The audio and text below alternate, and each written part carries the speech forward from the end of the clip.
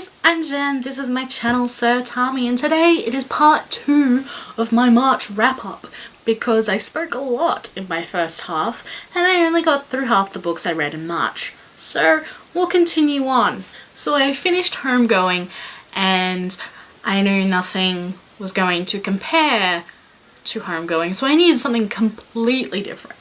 So I picked up a science fiction book, and I'm going to say the name of this and you're all probably going to know it, and that is The Martian by Andy Weir. It's a sci-fi book about Mark Watney, who is an astronaut, and he was with a whole team going to Mars to do all this cool investigation stuff. They were going to be there for a month, and they were going to come back and do all the science stuff, basically. But on like their 5th day on Mars, there's this huge storm that's really potentially could destroy their equipment. So for safety, they decide, and so does NASA, that they are going to abandon the mission. But before really that can happen, Mark gets into a bit of an accident and his team leave without him because they think he's dead. He is not dead, and now he's stranded on Mars, and he has to figure out how to survive and then how to get in contact with Earth to let them know that he's there and alive and stranded on Mars. Premise of the book. But it is so much more than that. I'm sure you've hopefully heard a few people review this book by now and they say it is excellent, and I agree. First of all, the humour, okay? Just to give you an insight, it is one of the only first lines of a book I can actually remember. You wanna know what that first line of the book is? Well, I'm fucked. That's the first line. And it sums up the book really well. It has that sense of humour, and that's what makes this book, right? I mean, the science is really interesting and written in a way that's easy to understand and really accessible and makes science interesting, which is great. Like, I'm happy to give the book to my parents, who, although are huge sci-fi fans, don't basically have all that science knowledge, and I feel confident that they would be fine with the book. So that's really great. You know, Mark Watney is an amazing character, and so also a lot of the side characters, even the characters in NASA, I thought were really interesting. But Mark Watney is the highlight, and his sense of humour is what makes him. Like, if you're going to describe Mark Watney, it's his sense of humour, and it's kind of what the group psychologist says too, which I think is really interesting and really funny. I think that's what makes this book, because otherwise I think you'd be a little detached due to the form of the book. It is told through like a log, which is either spoken or written, I'm not really sure which, and that makes it hard because we're not, all the world building, all the plot, all that is told through Mark's actual words, which I think distanced it a little bit, but his humour is what made you relate to him and really enjoy his perspective. I would say that I think the movie is better, and I think that's just because of how the format is. You know, you get to see Matt Damon play Mark Watney. It is face-to-face vlogging, which we all know is an interesting format, and I think it lends to the plot and the dialogue of the book really well. So if you haven't seen the movie and you want to read the book, I recommend reading the book first and then watching the movie, because otherwise I watched the movie first, like a year before I read the book, and I don't know, I was comparing it a little bit and I thought the book just didn't match up to the movie. That's my own personal opinion, but in the end I still gave The Martian 4 stars because I enjoyed reading it. So the next book I picked up, I was a little bit hesitant about because I knew it was going to destroy me. And it's a book that Adriana from Perpetual Pages has gushed about and reviewed about and has reread a couple of times, and I just knew that I wanted to read it so bad because she recommended Captive Prince and I loved that. And the book that I read is The Song of Achilles by Madeline Miller, and this is basically a queer retelling of the Odyssey, and specifically focusing on Patroclus and Achilles and their relationship, because they are undeniably in love. And it was so emotional and kind of like a quiet arrow to the heart. Like, I knew I was gonna like it, but I wasn't sure how much I was gonna like it. And like The Long Way to a Small Angry Planet, which I reviewed in my February wrap-up, which was just a book that was recommended to me and I knew I was gonna like it, but like really snuck up on me on how much I loved it. Song of Achilles is just like that. I was reading it, I was loving it, I started dreaming about it, I started not being able to think about anything else, and I just kept reading it, and when it ended, I was destroyed. And it has quickly become one of my favorite books this year. Oh my god, it is amazing. And I was really interested because I haven't read the Odyssey, so I was like, am I gonna understand what's going on? Am I going to pick up on little things? And I think for the most part I did, because I'm aware of the Odyssey, like, myth, story. So I still think, you know, reading the Odyssey and then reading Song of Achilles, you will pick up a lot more than I did. But I was completely content with what I had.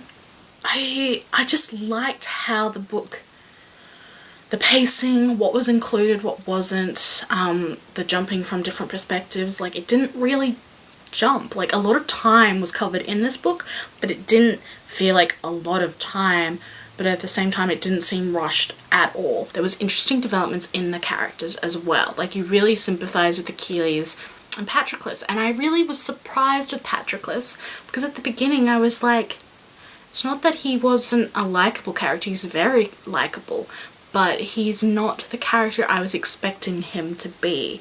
And I thought he was going to have like this huge transformation and, you know, end up being someone completely different. And that kind of didn't happen. His core stayed really true, and he was really quite moral and wonderful, and it was the world around him that changed. And that was such an interesting way to read his character, and it's told completely from his point of view. And so seeing how he viewed Achilles and the way Achilles changed, but also, you know, was still the man that he loved, that was beautiful. And yes, the romance was amazing, and it's not fluffy, but it's complete and obsessive but sweet, and I don't know if I would call it healthy, I don't know, but it's everything that I could ever want, to be honest, to read. And yes, it's tragic. I was so devoid of my soul when I finished the book. So if you don't know or can't guess, I gave this 5 stars, and this review is really long, I'm sorry. So you can imagine I had a bit of a hard time picking a book up after that one, but I did. And it was actually Station 11 by Emily St. John Mandel, and this book, I don't want to say it's hyped, but it's talked about so positively, and just the whole premise about it is so interesting. I feel like I was a little bit misled about what I thought the book would be about, and then in the same sense, not. So I'm going to try and describe this more accurately, but still vaguely. So we'll see how I go. But basically, Station 11, it's like is it dystopian? It's kind of dystopian and kind of like post-apocalyptic book, except for it's not post-apocalyptic, because the start of the book tells you how the apocalypse happens, but it does it in a really confined distance sense, that it's not like a huge thrill thing. Your heart's not racing being like, oh, get out, save yourself. It's not one of those. Like, it just happens kind of quietly, and then we follow like the repercussions like 10, 20 years later, and it's really interesting. And it follows a traveling troupe of Shakespearean actors and musicians. Yes, that is in there, but the whole idea of it being like the apocalypse told from like actors who play Shakespearean plays like after the apocalypse happened, it's a little bit more nuanced than that. That is not necessarily the main part of this book. It's not the main plot at all, and there are more characters who are not involved in that little group. It's kind of what I want to say about it, but it's super interesting, I have to say. It's still the unique perspective about an apocalypse and the end of the world, and how do we go on after it, and how does humanity survive after most of it's wiped out? What is it that we need, and what is it that we want, and what is it that keeps us human after all this? All those elements, all of the discussions are really interesting. And, you know, what do people hold on to in their memories? Like, being in Australia, which everyone I am sure knows is really hot, there is a person who, like, reminisces on air conditioning, which I sympathize, because I feel like that is one of the hardest things about the end of the world, is losing all the technology and electricity and not having air conditioning. Like, I think that's what I would struggle with a lot. Yeah, but there's all these interesting discussions, you know, what constitutes as art. There's this whole thing about high art and low art, you know, because they're Shakespearean actors. But there's still an interest in, you know, magazines and TV guides and all that sort of stuff from history, which I thought was really cool. And yeah, just a lot of dialogue going on. But it was not the book I was expecting to read, and that's not necessarily a bad thing, but it was just different, and I think it took me a long time to, like, adjust my expectations a little bit. So in the end, I gave Station 11 4 stars, and I really enjoyed it. It's a great book. I think it deserves all the praise and discussion that it gets, but I wouldn't say it's, like, my favourite book. I don't think I loved it as much as some people did. So that's fair enough. I had some great books this month, so I'm not really going to complain. Okay, the last 2 books I read in March, I have a lot of conflicted feelings about, so I'll try and condense that for this part of the video.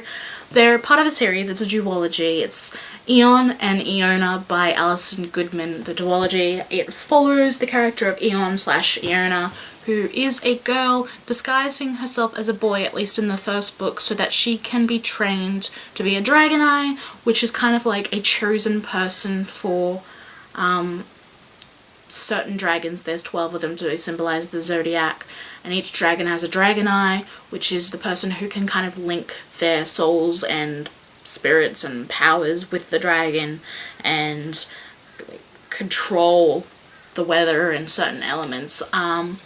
And basically Eon wants that because they come from really low level in society, and it's kind of a survival thing, but also just they have ability and they want to, you know, reach their potential, and they want more.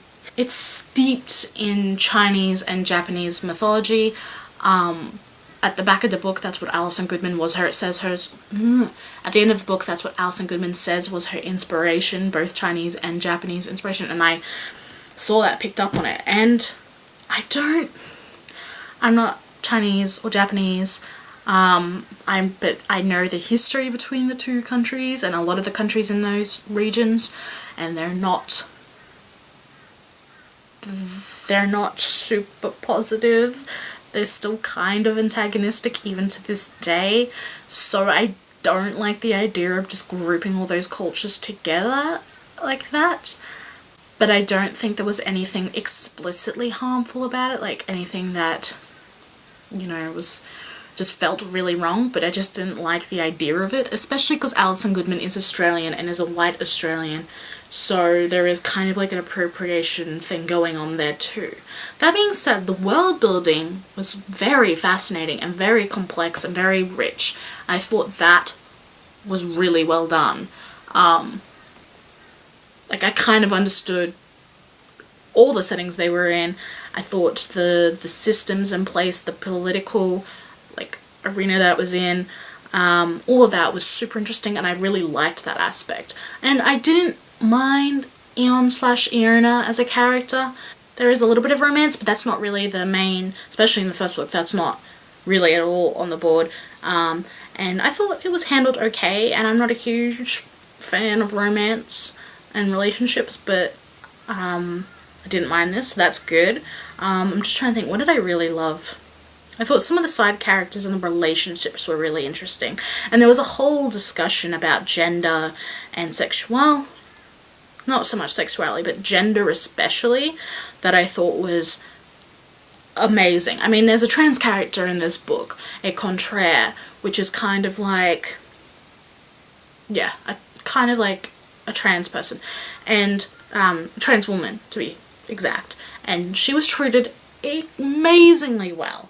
Like I was so invested in her storyline, and yes, probably a standout character to me. There was also interesting discussions about like eunuchs and manhood and what, you know, Eona being Eon as a boy, you know, the privilege that she got as being a boy, and how hard it was for her to learn to be a boy, and then for how hard it was for her to unlearn that as well. I thought all of that was fascinating. But I'm going to talk about the things that I didn't like about this book, because my conflicted emotions are really what cloud most of my reading experience, especially of Eona. I didn't mind Eon, but I didn't like Eona very much. And I know that's very backwards, because most people are like, Eon's good, but Eona's even better. Yeah, that's not the experience I had. So, issues. Pacing, okay? Eon is really slow, and that's fine. I didn't mind it so much. But there were some things that were so unnecessarily drawn out. I didn't get it, and I don't know, it was just really slow, and sometimes that was fine, but sometimes, like, you kind of felt it. But then, compared to Eona was so fast-paced, that I felt like we didn't get the full impact of certain things, because there was just so much fit in to that second book. And that really, it was like a little bit of whiplash, I guess you could say. And I, compared to Eon, I don't know, I think I preferred the slow pace. Okay, the other thing that kind of bugged me was the treatment of the villain. In the first book it didn't bother me so much, although, you know, it was a little bit tropey, like everything that you could think about a villain that's bad and all that sort of stuff was kind of just thrown at this character. And then in Eona there was like almost a redemption arc. It was just really weird, and no, just, I don't want to say any more because spoilers, but no, I just didn't like that treatment at all, especially after what they built up in the first book. It just wasn't okay, and even how it ended to me wasn't okay. So no, that's vague. I'll probably do a book review to explain it, but I just did not like the treatment of the villain. But I could have forgiven both those things, I think. Like, I wouldn't have given it 5 stars, like either of the books 5 stars for that, but I was still like, you know, I'm still enjoying it. But there was just one thing that I did not like, and that was the treatment of disability in both books, because Eon/Eona has a deformity of the leg and has a limp, and it is not handled well. It doesn't really bother you for most of Eon, because I was like, yep, this is interesting, you know, it's cool for the representation thing. It wasn't like a huge plot thing, but it was kind of, it did affect Eon and how they were perceived. But at the end of the book, stuff happens. And then it follows on in Eona, and I didn't like any of it at all. Not even just with Eona. I know I keep switching names, I'm sorry, it's confusing, but it's the same character, I swear. But yeah, not even just Eona, there's another character with like a disability and deformity as well, and even how that character is treated is really bad. So I can't even say that it's like some sort of exploration of theme with one character. It's with every character that has it, and it is treated really bad, and I did not appreciate it at all, and it just really brought it down for me, and it made me really mad, and I feel like that's my overwhelming feeling after finishing the series. And that's such a shame, because the series had so much potential, but I feel like too much was taken for granted, too much was trying to be done, and there were half thoughts and all that sort of stuff, and that's what I have most of all. But that being said, I didn't hate it, which I know some people, like Sam from Thoughts on Tomes, did. I don't think I felt that strongly about it, but just, even now, it put me in a reading slump. Like right now, I'm still in a reading slump because of Eona specifically, and I'm just really resentful of that at the moment. So, I'm sorry if you loved the series. I just didn't. So if you're wondering, Eon I liked better than Eona, so I gave that a 3.5, but it's probably more of a 3.25, but I don't really do that. So I'm gonna stick with my 3.5, I think. Eona I gave a 3 on Goodreads, 3 stars, but I mean, the more that it bugs me, the more I want to drop it to a 2.5, but I also recognize that because I'm still in a sleep, but I also recognize that because I'm still in a reading slump, I don't feel like I can give it a fair judgment at the moment, so I'm just gonna stick with my 3 stars, and I'll revise it if I have to. So those are all the books I read in March. I'm sorry that even though I split my March wrap up into 2 videos, they both seem to be very long, but I had a lot of words and feelings to express. I don't know how well I did it because I prefer to hear myself say it than to think it and then say it. I know that's not a popular thing to do. Probably not, don't advise it, but that's just how I work. I hope it makes sense, most of all. And I would really love to know what your thoughts are, specifically on Eon and Eona, maybe even Station 11, or some of the books that I reviewed in the first part of my March wrap-up. I'd love to know your thoughts, so please comment down below and tell me. And also tell me what you read in the month of March, and what was your favourite book, and what was your least favourite book, maybe. I don't know, if you feel like doing that, that would be great. Otherwise, I will see you in my next video. Until then, bye!